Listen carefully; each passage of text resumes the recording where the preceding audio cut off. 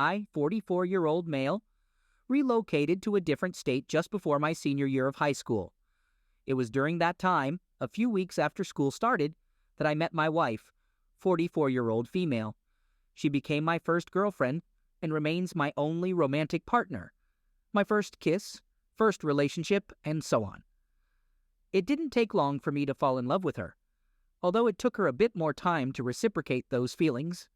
We dated for a total of 8 years, but after about 2 years together, we both knew we wanted to get married. We were both 17 when we met, so we thought it would be better to wait until we were older and more mature before tying the knot. Eventually, we got married and enjoyed a strong marriage for 18 years, spending a total of over 26 years together. During this time, we ran a successful business that allowed us to move around the country since it was home-based.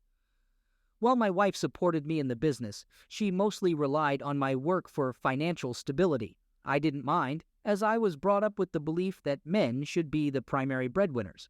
Like any couple, we had our share of ups and downs. However, things took a difficult turn in 2015 when my wife's mother was diagnosed with cancer and passed away the following year. Just 9 months later, her father also passed away.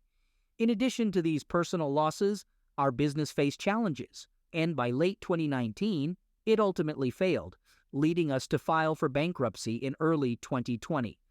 I felt really down throughout this whole ordeal, spending many years in a state of depression. The one thing I held on to as a positive aspect of my life was my marriage. However, as our business began to struggle, my wife took on a job to help us out. She ended up working at a large retail store and eventually got promoted to a managerial position. During this time, I gained a significant amount of weight, adding 100 pounds over the course of a few years. So now I find myself overweight, having lost my business and feeling at the lowest point in my life. When the pandemic escalated, I became quite isolated due to my concerns about having asthma. My wife, on the other hand, continued working throughout this period. She started working late hours, and on her days off, she would frequently go shopping at Target, which, considering the lockdowns, should have raised some red flags. Then, one Sunday morning, she woke me up at 6 a.m. and told me she was going to the park to walk because her legs felt restless.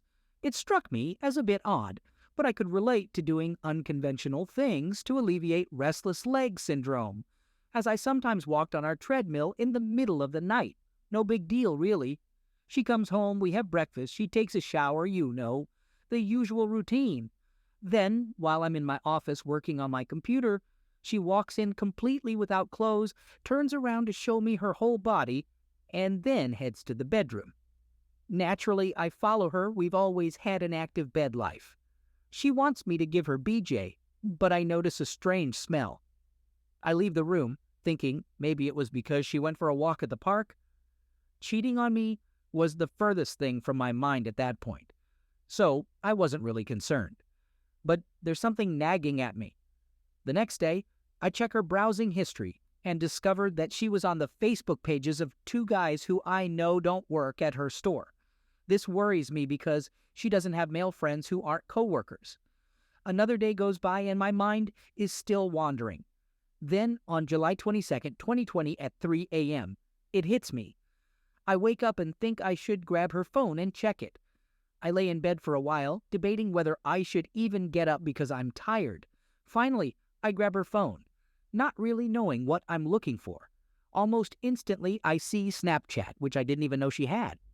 She has 3 male friends, 2 of whom I saw her checking out on Facebook, and a guy she works with. She denies any involvement with him, but I don't believe her. When she wakes up, she asks if I'm okay. I directly ask her if she's cheating on me, and she denies it. We talk for a few hours, and during the conversation, I discover that I can download her Snapchat history. I lock myself in a room and proceed to do so. She pleads with me not to, admitting that she indeed cheated on me. Boom! My whole life shatters into pieces. I feel like she abandoned me at my lowest point when I needed her the most. She denies this, but the facts speak for themselves.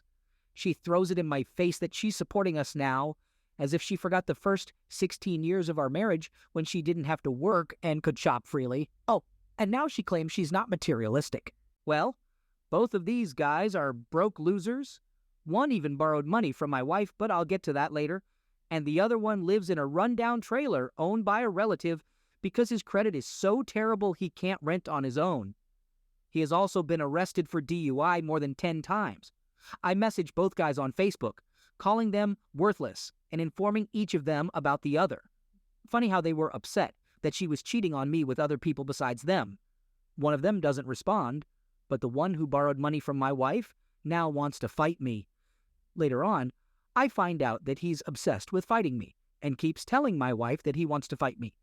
Then he gave her one more piece of news. He told her that he would not pay her back. With my head spinning, I knew I needed help. I reached out to my old buddy, who happened to be a lawyer. He and I had been thick as thieves back in the day. Our parents were best pals, and we pretty much grew up together. Many of our best childhood memories involved running wild in our neighborhood and hanging out together through our teen years. It felt surreal turning to him now in such a grim situation. What floored me was his response. Knowing my financial struggles, he offered to help me out for free. It was an overwhelming moment. I hadn't expected such generosity, especially not in these tough times. So I worked with my lawyer friend to get all my ducks in a row. We had to carefully gather evidence of the infidelity, which was more emotionally taxing than I'd anticipated. Every message I read was a fresh wound in my already hurting heart. But I steeled myself knowing that this was crucial for the legal process. With my friend's help, we meticulously compiled everything, text messages, phone call logs, social media interactions, into a comprehensive dossier. The more I delved into it, the more I realized how deep the betrayal went. It was evident that this affair wasn't a sudden mistake, but rather a calculated series of actions that spanned months, maybe even longer. Now, the objective wasn't merely getting a divorce, but also ensuring I retained my assets. You see, the house we lived in was something I'd worked my butt off for. It was more than a property, it was a symbol of the sweat and tears I'd poured into our now bankrupt business. The last thing I wanted was to lose it. Fortunately, my friend was a real pro. He guided me through the process, explaining how to protect my rights to the house and other properties we owned. He was there for me, not just as a lawyer, but also as a friend, providing emotional support during the turmoil. Within a few weeks, we had everything ready. We moved swiftly and served my wife with divorce papers. She was completely taken by surprise. She had no inkling of what was coming her way. I wish I could say I felt remorse seeing her in that state, but all I felt was a grim satisfaction. As the reality of the situation dawned on her, she went into hysterics. She fell to the ground, sobbing uncontrollably. But I didn't flinch. I had spent too many nights crying over her betrayal. It was time for her to feel the pain. When she realized she was about to be homeless, with no savings or financial security, the real panic set in. She tried pleading with me, begging me to reconsider. But I had made up my mind. She had made her bed, and now she had to lie in it. Everything happened so quickly after that. Within a couple of weeks, she was out of my house. I changed all the locks, ensuring she couldn't get in again.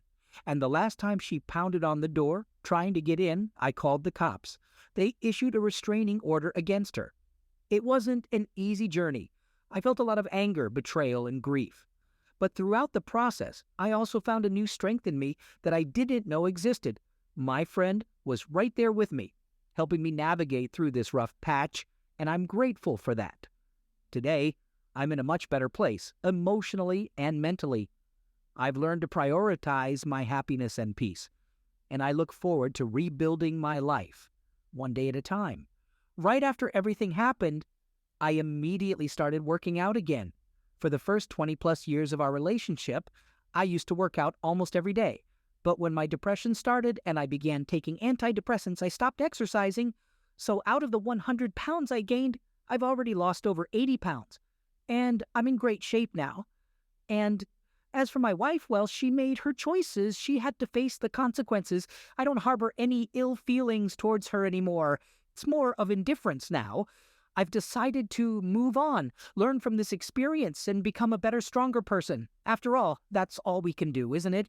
Pick ourselves up and keep moving forward, and no matter how tough the path is.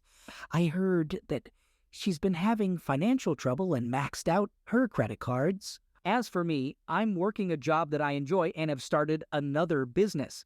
I may be starting from scratch, but I feel like I'm on the path to happiness, even if I never meet someone else. What's funny to me is that she actually expects me to help her with her taxes. She has a debt of over $3,000. She emailed me claiming that it's unfair for her to pay it all because we were married for the first 5 months of last year. Can you believe the audacity? She tries to justify all her terrible and soul-destroying actions, yet she thinks I should assist her in paying her taxes. It's clear that she has such little respect for me to even assume I would help. I've reached a point where I couldn't care less, so I won't even bother replying and giving her the satisfaction of a response.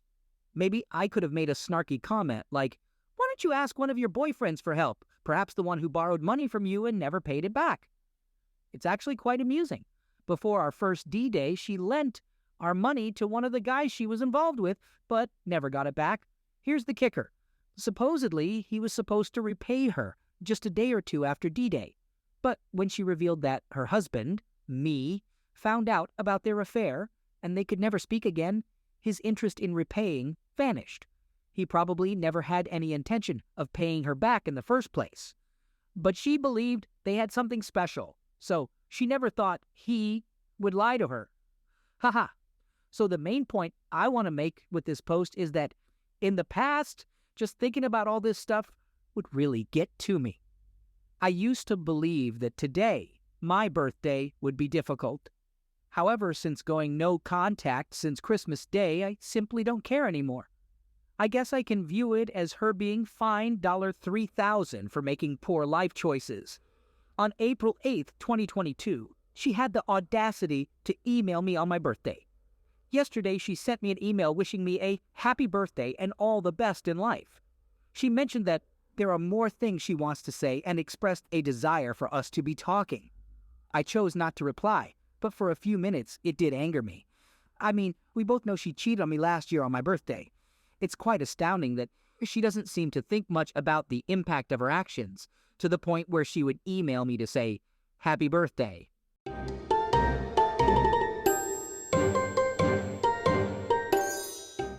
Second story. While I was traveling, my wife started experiencing strange behavior for about a week.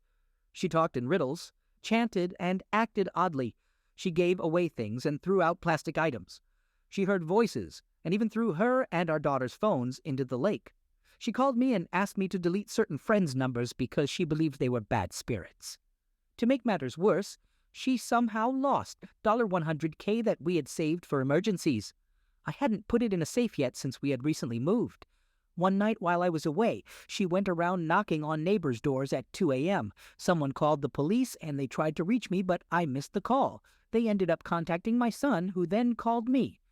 Thankfully, she made it back home safely, although I didn't know at the time that she had thrown the phones in the lake. She sent me an email at 3 a.m. from her computer to let me know she and our daughter were okay, but they had lost their phones. When I returned home the following day, she greeted me with enthusiasm and seemed genuinely happy to see me, although her conversation was a bit scattered. Despite that, she appeared to be normal overall.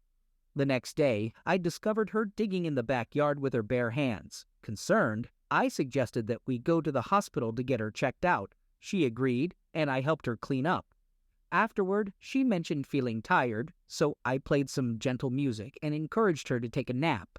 While she slept, I ordered food, and when she woke up, we had a meal together, watched some TV, and then she felt tired again, so we went to bed. Everything seemed fine at that point. The next morning, at 5 a.m., she started talking nonstop about spirits and government conspiracies. I told her I was still tired and to go back to sleep, but she got up and I went back to bed. When I woke up, I discovered that all the doors were open and our pets were wandering the neighborhood. I searched for her, but couldn't find her. When I returned home, she was holding our dog. By the way, she had spent $5,000 on a dog we didn't want or need and couldn't properly care for that week. She claimed she needed to return it to the neighbor, saying it was theirs. I disagreed, reminding her that she had just bought the dog.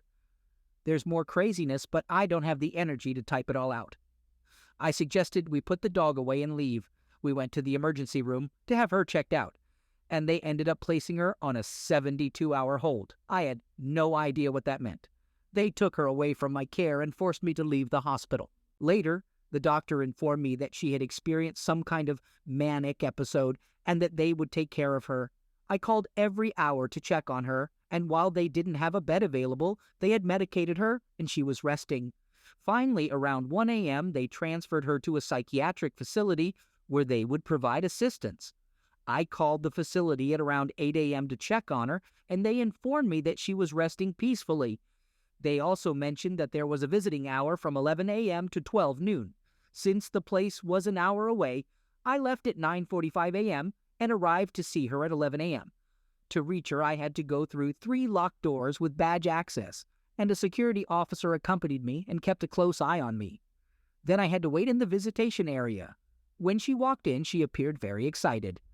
"Hi, sweetie," she exclaimed, although her speech was a bit impaired. She approached me for a hug, but she was walking slowly and cautiously. I held her tightly and asked her how she was doing. Her response shocked me. "I just had closeness," she said. I was taken aback and asked with whom. I suspected she might be hallucinating. She explained that a guy here had claimed to be me, her husband, but during their encounter, he revealed himself as Johnny and declared that he would be her new boyfriend. I was stunned and realized she was in a fragile state, so I didn't press further on the matter. I was simply in shock.